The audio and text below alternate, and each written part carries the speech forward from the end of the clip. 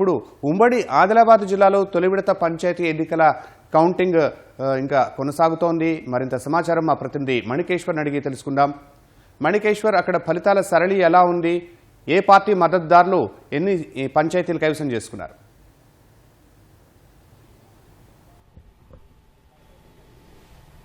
Sharma, good evening.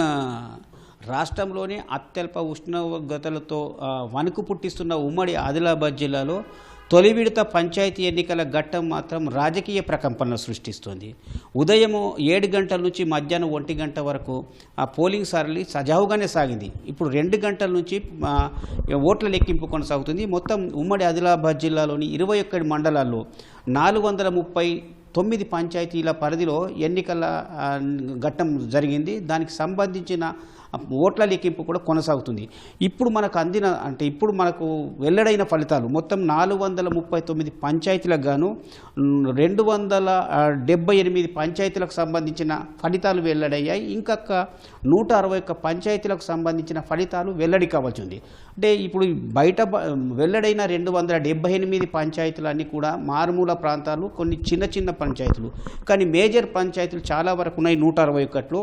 వాటికి ఫలితాలు రావడానికి దాదాపు 10:30 నుంచి 11:30 వరకు వస్తాయని కూడా సంకేతం వస్తుంది.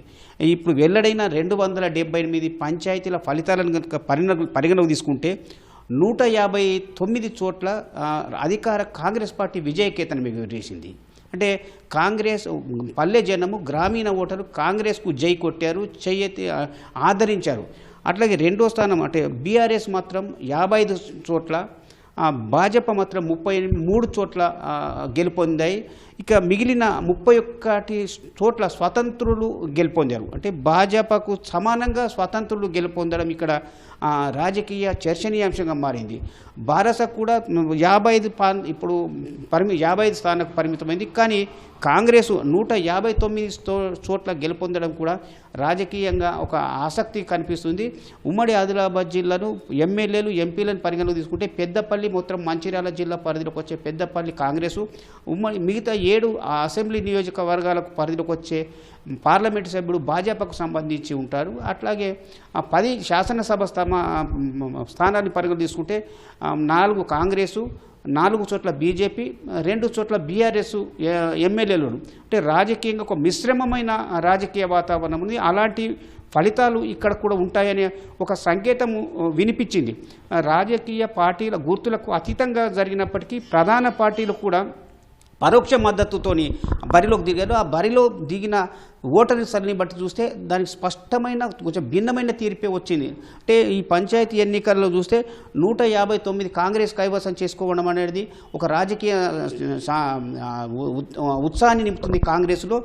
భాజపా మాత్రం 33 స్థానాలకు పరిమితం కావడంతో కొంచెం పల్లె జనాల్లో కొంత నైరాశ్యం కనిపిస్తుంది. భారస కూడా బాగా అంటే కాంగ్రెస్కు ధీటుగా వస్తామని చెప్పి చాలా ఆశించారు. కానీ దానికి ఫలితం అయితే గ్రామీణ ఓటరు ఎందుకు ఆదరించలేదన్నట్టుగా మనకు ఓటరు సరళి బట్టి తెలుస్తుంది. కానీ ఒక బోతు నియోజకవర్గం అంటే భారతకు సంబంధించిన అనిల్ జాదవ్ ప్రాతినిధ్యం వహిస్తున్న ఆయన ప్రాతినిధ్యం వహించే సిరికొండ మండలంలో, ఇచ్చోడ మండలంలో మాత్రం భారస 12 పంచాయతీలను గెలుచుకుంటే కాంగ్రెస్ కేవలం 2 పంచాయతీలకే పరిమితమైంది. అక్కడ భాజపా 3 పంచాయతీలకు గెలుచుకుంది.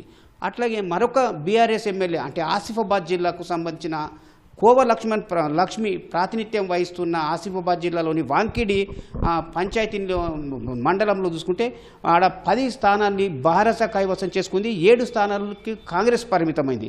బీజేపీ మాత్రం 1 స్థానం కైవసం చేసుకుంది.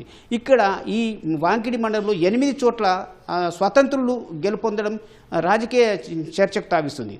ఇప్పుడు స్వతంత్రులు మొత్తం 4 ఉమ్మడి జిల్లాలు చూస్తే 31 మందిలో ఎమ్మెల్యేలకు అనుకూలంగా ఉంటారా, ప్రభుత్వానికి అనుకూలంగా ఉంటారనే ఇప్పటికిప్పుడే చర్చనీయాంశంగా మారింది. కొంతమంది అధికార పార్టీకి జై కొడుతుంటే కొంతమంది స్థానికంగా ఉన్న ఎమ్మెల్యేలు చెప్పినట్టు వింటామనే భావన కూడా వస్తుంది. అంటే పోటాపోటీగా జరిగిందనుకుంటున్న ఫలితాలు ఇప్పుడు చివరి నిమిషంలో ఒక రాజకీయ చర్చలను రేకెత్తిస్తుంది. అధికార యంత్రంగా మాత్రం ఇవి రాజకీయాలకు అతీతంగానే ఎన్నికలను పారదర్శకంగా నిర్వహించాలని చెప్పి నిర్వహించారు. దానికి అనుగుణ కౌంటింగ్ ప్రక్రియ కూడా కొనసాగుతుంది.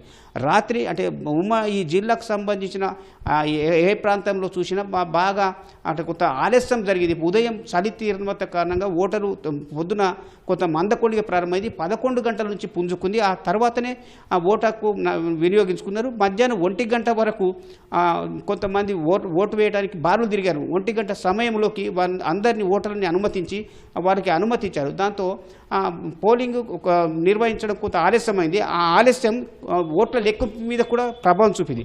ఫలితంగా ఇప్పుడు ఒక రకమైన మధ్యాహ్నం వరకు ఎలాంటి ఇబ్బంది లేకున్నా ఇప్పుడు ఫలితాల కోసం మాత్రం ఆసక్తి చూస్తున్నారు. ప్రతి ఒక్కరూ ఈటీవీ స్క్రీన్ని పరిశీలిస్తున్నది. ఈటీవీ జిల్లాల రాష్ట్ర వారీగా, అట్లాగే జిల్లాల వారీగా, మళ్ళా నియోజకవర్గాల్లో మండలాల్లోని గ్రామాల పంచాయతీలో పేర్లతో రావడంతో కూడా సర్వత్రా ఒక ఆసక్తిని ఆ ఉత్తేజాన్ని కనిపిస్తుంది. ఉన్న చోటనే అన్ని విశ్వసనీయమైన సమాచారం వస్తుందనే భావన కూడా వినిపిస్తుంది. చాలామంది రాజకీయ నాయకులు అయితేనేమి, అధికారులు కానీ, మిగతా సామాజిక కార్యకర్తలు కూడా చాలాసార్లు మనకు ఫోన్ చేసి అడుగుతున్నాయి, ఈ సమాచారం మీ సమాచారం అయితే నమ్మగలుగుతున్నామని చెప్పి, మీ స్క్రీన్ చూస్తున్నాం చాలా బాగా ఉందని చెప్పి ప్రశంసల వర్షం కురిపిస్తుంది. దీనికి రాజకీయ నాయకులు కూడా కొంతమంది సర్పంచ్ ఎన్నికలకు అయితే ఏజెన్సీలో మన గ్రామాల ప్రాంతాన్ని పరిశీలించినప్పుడు చాలామంది ఇక మనకు సమాచారం వీరిని అడగడం కాదు, ఇంటికి వెళ్ళిపోతున్నాం, అక్కడ ఉండి హాయిగా చూసుకుంటాం, గెలుస్తున్నామని చెప్తే మళ్ళీ వస్తాము, లేదంటే రాదు అనుకుంటూ నవ్వుతూ కూడా చెప్పి సందర్భాలు ఇప్పుడు గంట క్రితం మనతో మాట్లాడిన సందర్భం ఉన్నాయి. మొత్తం మీద ఇప్పుడు 439 పంచాయతీలకు గాను 278 పంచాయతీల ఫలితాలు అయితే వెల్లడయ్యాయి. మరొక 161 పంచాయతీల ఫలితాల కోసం సర్వత్రా ఆతృత నెలకొంది. ఇది తొలి విడతకు సంబంధించింది. ఈ తొలి విడతలు ఎక్కడ ఎలాంటి అవాంఛనీయ సంఘటనలు జరగకుండా ముందస్తుగా అధికార యంత్రాంగం ఏర్పాటు చేసింది. ప్రధానంగా ఏజెన్సీ ప్రాంతం కావడంతో కొంత భావోద్వేగము, సామాజిక వర్గాల ప్రభావము ఎక్కడైనా ఇబ్బందికి తలెత్తకుండా ఉండాలని చెప్పి ప్రతి పోలింగ్ పరిధిలో 200 మీటర్ల దూరంలో ఎక్కడ ఎవరిని అనుమతించలేదు. పైగా ప్రతి పోలింగ్ కేంద్ర ఏజెన్సీలోని ప్రతి పోలింగ్ పరిధిలో స్వచ్ఛందంగా అధికార యంత్రాంగం బంద్ ఉంచాలని నిన్న రాత్రి నుంచే నచ్చజెప్పే ప్రయత్నం జరిగింది. దానికి అనుగుణంగానే ఇప్పుడు పోలింగ్ జరిగింది. ఇప్పుడున్న పోలింగ్ కౌంటింగ్ కూడా అదే కోవలో జరుగుతుంది. ఎన్నికల్లో విజయం సాధించిన వారిని కూడా ఊరేగింపు లేకుండా ఇంటికి వెళ్ళిపోవాలని చెప్పి ఆ అధికార యంత్రాంగం సూచిస్తుంది. ఓడిన వారు, గెలిచిన వారు కూడా ఒక సూరుద్భావ వాతావరణం అయితే మొత్తం ఉమ్మడి ఆదిలాబాద్ జిల్లాలో కనిపిస్తుంది. శర్మ, ఇది ఇక్కడ తాజా పరిస్థితి. కెమెరామెన్ కిరణ్తో మణి, ఫోటో స్టూడియో.